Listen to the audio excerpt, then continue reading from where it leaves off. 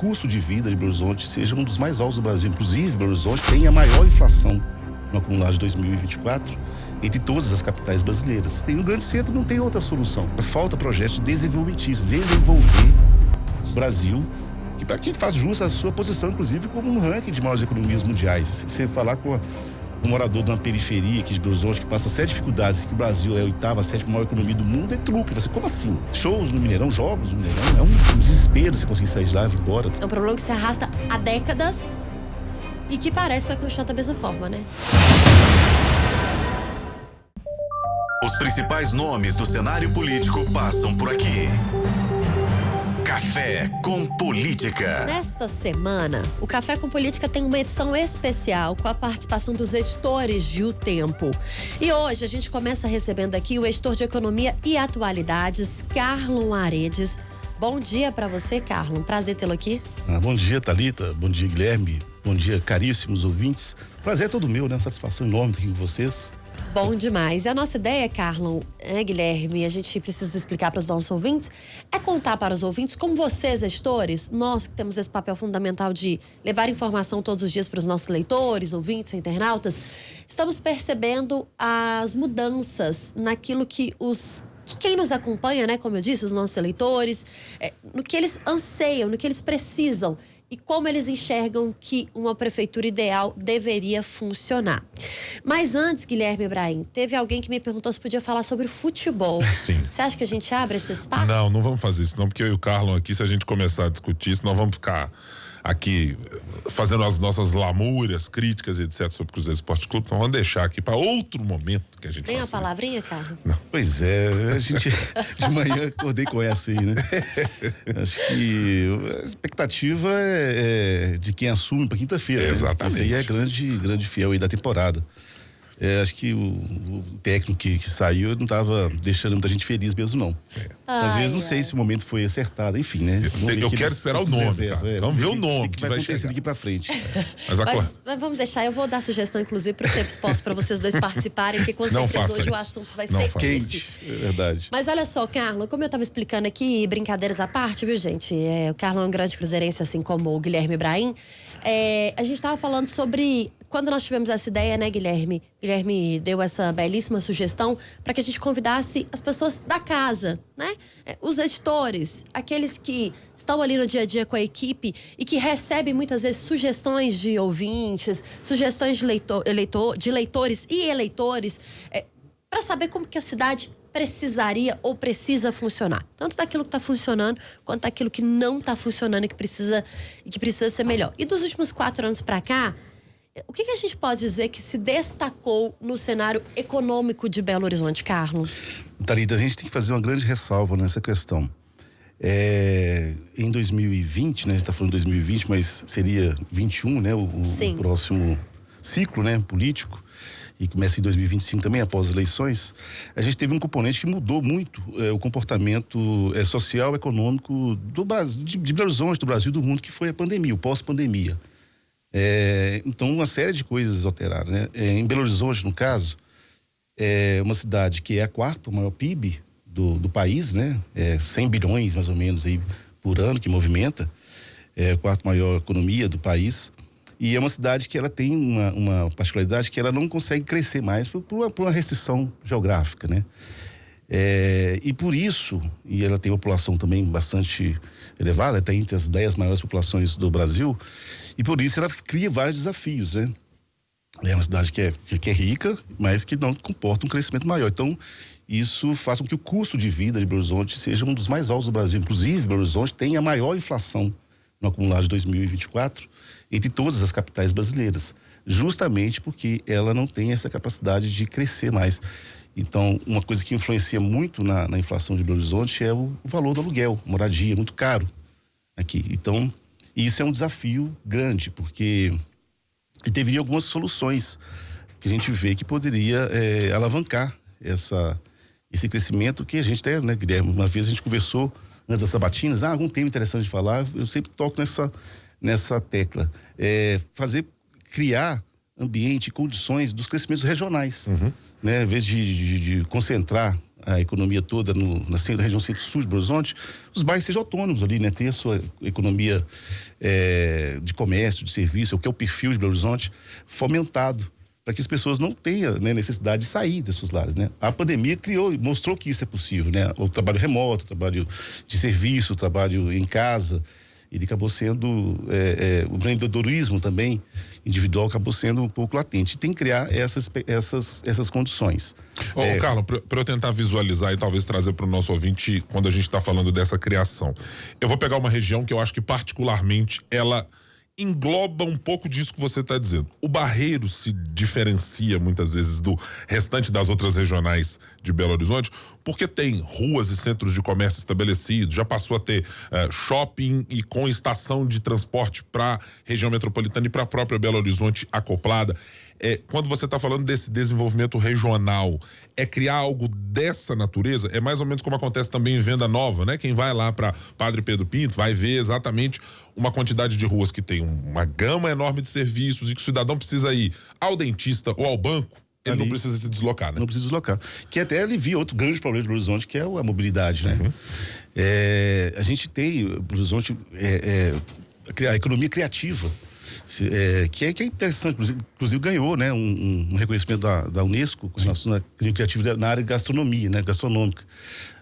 E exemplos que funcionam, né? Na Floresta, por exemplo, a Rua Sapucaí está tendo um investimento lá para desenvolver essa área gastronômica por lá e acaba criando ali uma vida própria econômica. As pessoas moram ali, trabalham ali, não precisam de locomoção e não precisam de morar perto do seu trabalho, que é uma questão que faz encarecer muito o aluguel, o valor da moradia de Belo Horizonte, porque você procura estar onde está o emprego, né, ou o seu trabalho. Então, essa região centro-sul não comporta, então o aluguel é caro. Então, se você for morar um pouco mais longe, você precisa de um transporte que não existe, então tem que criar todas essas dificuldades. Então, esse é um bom exemplo, né, da economia criativa. Um ponto também que eu gosto de destacar bastante como exemplo, ali na Praça Raul Soares, né, que virou ali um polozinho de bares, né? E você vê que há 10 anos, 5, 6 anos atrás, era até perigoso passar por ali. Hoje você passa lá, já tem gente de noite caminhando na praça, com criança, com famílias, né? Porque tem ali um movimento já.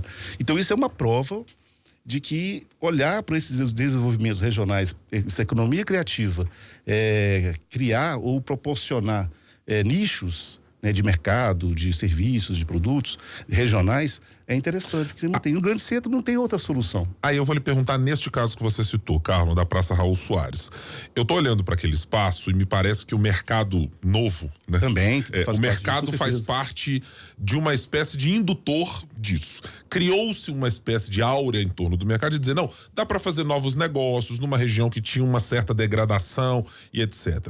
Mas minha pergunta é, quando a gente olha para lá agora, tem McDonald's, colocaram drogaria, colocaram nos prédios, nas galerias, tem restaurante no primeiro andar, no segundo, etc. O quanto isso pode ser induzido a partir de decisões do poder público? Porque é reduzindo o IPTU, é diminuindo o imposto, tem ferramentas que quem sentar na cadeira de prefeito de Belo Horizonte, ou quem esteve lá até hoje, pode utilizar para poder induzir isso, ou são iniciativas que acontecem meio à margem da cidade, assim, Carlos? O poder público tem um papel muito importante de fomentar esse tipo de coisa, incentivar. No caso da prefeitura, que tem ali seus... mais desburocratizar alvarás e dar infraestrutura também para que isso ocorra. Levar iluminação, levar, né, um pavimento, levar uma pavimentação, criar os corredores, fechar ruas se necessário, criar mecanismos de capacitação, cursos, né, se for, né, para profissionalizante, reunir oferta de emprego com procura de emprego, né, criar mecanismos para que isso ocorra. Já tem alguns, mas talvez implementar mais eficientes, né, criar até regionais de emprego mesmo, de bolsões de emprego. A gente tem hoje uma situação em Belo Horizonte que há 4 anos atrás, quando a Thalita falava, a gente estava com um índice de desemprego acima de 13%. 3,9% no país. Hoje está com uma taxa de desemprego de 6,8%, que é até menor da história. Então, o que acontece? Alguns setores supermercado, por exemplo, você vive, qual supermercado você vai hoje, você dá uma placa lá, procura-se, precisa-se, e às vezes tem gente que lá da outra ponta, que não está passando na porta do supermercado, não sabe que está procurando ali, precisa-se. Então, acho que falta algum canal mais específico que acha que cabe ao poder público municipal fazer isso, de onde ia essa oferta com essa demanda. E como é que faz essa demanda também melhorar? Essa demanda por mercado de trabalho? Capacitando, fazendo capacitação, não só tendo acesso a o que está sendo procurado, mas também ter condições, né? Uma qualificação melhor na quando a gente fala sobre a melhoria de uma cidade, a gente precisa englobar vários setores, né? Nós estamos falando de economia aqui, mas nós já passamos por educação, que é a capacitação, já passamos por mobilidade, já passamos por outras áreas. Ô, Carlos, as pessoas... Você acha que os nossos leitores, né, quem nos acompanha, as pessoas conseguem diferenciar o que é, de fato, responsabilidade de uma prefeitura, daquilo que é responsabilidade de um governo, do governo federal, do que um prefeito, o que um vereador pode cobrar, de fato, para a cidade melhorar? Olha, na Constituição, até que a gente está falando de habitação, o Brasil tem um déficit habitacional de 6 milhões de residências, né? Quando você pega o artigo 6º da Constituição, é responsabilidade da União, dos estados e dos municípios, isso. Né? Então, qual que é a parte que o município entra? Infraestrutura. Ele precisa ali que os terrenos tenham acesso, que tenha iluminação, que tenha segurança, que tenha saneamento e uma série de obras públicas. O vereador tem esse papel também, que o vereador ele é o representante do povo nas suas regiões, né? Então, um cara que está no bairro lá, ele sabe quais são as carências, né? Ele sabe que no local X, numa rua, na avenida X, tem dificuldade de mobilidade ali, onde tem um gargalo de trânsito. Ele tem que chegar lá e falar, é aqui, né? Mostrar seus projetos. Não, temos que melhorar a infraestrutura nessa região especificamente. Então cabe sim essa união. E o prefeito, né, o município, ele tem a sua renda, né, específica, os seus impostos, principalmente o IPTU e parte do IPVA, que são os principais fomentadores aí de imposto federal, junto aí com o imposto sobre serviços, ISS. Mas ele tem um recurso mais fino. Então, o Estado tem participação para isso, o fundo, e a União também, né?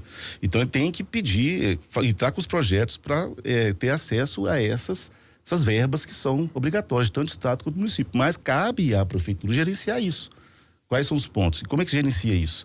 Estando atento à população, né? Criando essa rede de interlocução entre a comunidade com o seu vereador, com a prefeitura, e uma grande unidade. Aí, Otávio, você pegou um ponto que eu acho que eu queria falar, que extrapola um pouco a questão da economia, que é da política. Então. Falta no Brasil, o Brasil tem esse problema, a economia se desenvolve não em curto prazo, mas em planejamento de médio e longo prazo. Então, você tem uma política desenvolvimentista que falta no Brasil, né? Que a gente teve primeiro, há 30 anos atrás, o Plano Real faz 30 anos esse ano, a gente teve um projeto de estabilidade econômica que foi muito bem sucedido. Né? A gente tem uma inflação hoje, mas não é nada do que era antes. Então, isso dá previsibilidade para todo mundo, né? Para investimento, para a gente gastar, para a gente fazer planejamento, para o empresário gerar emprego, fazer um projeto de longo prazo. Então, estabilidade econômica é importante por causa disso. Agora, falta projetos desenvolvimentistas, desenvolver o Brasil, para que faz jus à sua posição, inclusive, como um ranking de maiores economias mundiais. Você olha isso, parece que você nem fala. Você falar com um morador de uma periferia aqui de Belo Horizonte que passa sérias dificuldades, que o Brasil é a 8ª, 7ª maior economia do mundo, é truque. Você, como assim? Né? Então, cidadão hoje que está lá no Capitão Eduardo, está nos ouvindo, né? Dos últimos bairros criados em Belo Horizonte, que ainda sofre com problemas de infraestrutura gigantescas. Básicas, né? Sim, então, então, falta no Brasil uma unidade para fazer o país desenvolver. Aí fica essa questão que eu falo da pressão política. Hoje, o político no Brasil, ele é profissional, né? Ele toma posse, ele elege e ele trabalha os próximos 4 anos para conseguir ser reeleito, né? Para ele continuar ali. Então, isso é um ponto. Outra questão, tem eleição. Ganhou, perdeu, faz parte. A partir da posse, todo mundo está no mesmo barco. Mas não fica uma disputa ideológica grande, né? Como é que fala isso? Picuinha. Uma picuinha e uma discussão ideológica, um racha, né, que vai para todas as instâncias. Então, não tem esse trabalho conjunto para fazer um desenvolvimento que é salutar, que é benéfico para todos. Fica um atacando polarização, isso é um absurdo. Vou usar até um exemplo, Carlos. Nesse ano de 2024, na campanha eleitoral, a gente há muito tempo não discutia uma situação que está ali parada. Eu vou mencionar aqui uma questão pessoal. Eu estudei 4 anos da minha vida no bairro Lagoinha, no UniBH. E a Praça do Peixe, ali, quando você sai do metrô, é a mesma praça praticamente desde a minha época. Aí depois você teve algumas modificações urbanísticas. Mas agora, em 2024, apareceu alguma discussão para falar o que vamos fazer com a Lagoinha. Teve uma revitalização do mercado da Lagoinha? Sim. Teve uma mudança ali de acesso por causa de viaduto? Sim. Mas eu não consigo imaginar se lá atrás, nem agora, o que nós vamos fazer com a Lagoinha para daqui 15, 20 anos? O que nós vamos fazer com o IAPI? Essa discussão surge agora na campanha, depois mas daqui a pouco a cidade simplesmente esquece que aquela região tem um problema gigantesco e que precisa ser tratado com economia, com habitação, com educação, com urbanismo, né? Para melhorar as condições das vias e muita coisa. Belo Horizonte, eu concordo com você, cara, parece não ter planejamento de longo prazo. Não tem planejamento, o Brasil não tem. Exatamente porque não foi pensado há alguns anos, né? Quando o Guilherme estudava, quando eu também estudei por lá. Também sei lá. Parece também. Que a situação... Então, nós estamos falando de 3 pessoas, de 3 gerações diferentes aqui, gente. São 3 gerações, né? Estamos na casa do 30, 40... 50. 20, não, Carlos? 20 muito tempo. 50. Eu sou jovem assim, mais tempo que vocês. E é isso. E temos a mesma visão da região. Ou seja, é um problema que se arrasta há décadas e que parece que vai continuar da mesma forma, né? Pois é justamente em função disso, né? Visa-se numa eleição que termina a próxima. Então, às vezes, até o vereador que foi eleito agora, ele está pensando que 2 anos ele pode ser deputado. Só vou dar um passo acima, né? E trabalha para isso. Qual que é o maior problema que temos hoje? Não só em Belo Horizonte, né? Belo Horizonte talvez seja um dos maiores do Brasil, inclusive, mas um problema que a gente tem hoje em Belo Horizonte, em Minas, no Brasil e até no mundo. A questão climática. Sim. Né? Questão climática. Estava até ouvindo aqui mais cedo, vocês falando da chuvinha que teve no fim de semana, deu uma amenizada, mas a questão climática é muito séria. Quando você pega nos projetos que foram debatidos, nas instâncias políticas todas, onde está algum debate, algum recurso ou algum direcionamento envolvendo isso, a questão climática? No ano em que Porto Alegre nos serve de exemplo para o país todo. Nada. Foi se discutir esse tempo todo eleição, perpetuação, tentar minar o seu adversário. E não tem um pensamento nisso. Isso é um pensamento de planejamento, de médio prazo. A gente está tendo um problema hoje de seca, de estiagem, que deve se resolver agora com a chuva, mas ele vai vir ano que vem, né? Vai vir. E o que precisa ser feito? O que precisa ser canalizado? E chegamos, e não uma crítica que ao prefeito Fuad Numan, tá? Porque nós estamos no período eleitoral e a gente precisa ter cuidado com o que a gente vai falar. Mas em uma das suas propagandas, o prefeito Fuad fala: Belo Horizonte não presenciou, não com essas palavras, tá? Mas alguma coisa parecida. Não presenciou tragédia no último ano por causa da chuva. E o porquê disso? Aí ele conta as obras da prefeitura. Então nós chegamos num ponto em que, numa tentativa de reeleição, o prefeito comemora que a cidade de Belo Horizonte não viveu uma tragédia, quando isso, na verdade, deveria ser uma obrigação. E deveria ser algo esporádico, como foi no Rio Grande do Sul, por exemplo, que devastou o estado e muitas cidades, mas não era comum a gente ver aquilo lá. Pois é. E o que eu falo que falta planejamento? Ficando dentro da prefeitura, ficando dentro do município e as competências do poder municipal, que é a eleição que nós estamos em vigor hoje. Você tem formas de mitigar, né, esse problema ambiental, mas não são coisas ineditistas, né, imediatistas. São de médio a curto prazo. Se você vai trabalhar um processo de arborização, para aliviar um pouco o clima, isso tem que ser feito agora para colher, né, literalmente, para ter resultado daqui 4, 5, 6 anos. Isso é importante. A gente fala, não, mas o clima aí não afetou nada a economia, que você está falando aí, você é editor de economia. Afetou sim, gente. Talvez não seja mensurado, mas durante esse período todo de estiagem que nós tivemos, a gente teve muito problema de saúde pública. Tem muita empresa que teve gente levando atestado, né? Você teve desfalques importantes na mão de obra. O perfil econômico de Belo Horizonte, que é um perfil de serviços, né? Que é de comércio, de atendimento público, depende de material humano, depende de mão de obra humana, né? De mão de obra. E esse período que nós tivemos aí toda estiagem, surtos de viroses das mais variadas, afetou também a economia, afetou essa força de trabalho, o rendimento, né, cai e tem implicações nisso aí. Sem então, contar as perdas de safra que tem aí, que estão vindo pelo caminho. Mas eu vi aqui antes, você falou, até fazer um parênteses, eu vi vocês aqui antes falando sobre a questão do combustível, que deu uma redução tanto na gasolina e no etanol, aí que tá. A gente teve essas queimadas, né, o Brasil em chamas todos, afetando muito significativamente as plantações de cana-de-açúcar, né? Na região do Triângulo, por exemplo, a gente teve uma perda, né, segundo o setor, de 30%, mais ou menos, da produção. Um prejuízo de chegar a 1 bilhão. Aí vai lembrar, isso vai implicar em preço e aí vai implicar em custos, em cascata. Porque o etanol, ele é um combustível por si só, mas ele também tem 27% de mistura na gasolina. Então vai pressionar o preço dos dois combustíveis. E vai implicar também mão de obra, porque as empresas precisam começar a reduzir o quadro de funcionários. E aí a gente vê um cenário cada vez pior. E as cidades, né? E não é só um problema de Belo Horizonte, gente. Nós estamos falando de um Brasil, né? E trazendo aqui para o nosso país e trazendo para o nosso estado, de um estado que tem sofrido e muito com consequências talvez aí de uma má gestão ou de décadas, né? De falta de planejamento. De má gestão, de falta de planejamento. Posso pedir uma última consideração do Carlos, rapidinho aqui, pra gente estar caminhando pro final, Carlos? Cidade de Belo Horizonte, você citou, tem um perfil de serviços, é uma cidade que quase todo mundo trata, dizendo que a cidade precisa ter mais eventos, etc. O caminho de futuro que Belo Horizonte tem ou consegue ter é esse?